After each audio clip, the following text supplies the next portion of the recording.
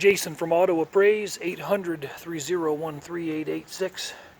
We're getting a beautiful day here in Michigan, one of the last ones likely, so I'm going to pull this car outside and do the inspection out there.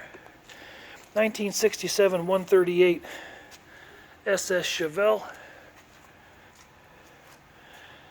and wanted to get a cold start reading on the motor before they get it out of here. So it's 75 degrees, pretty cold.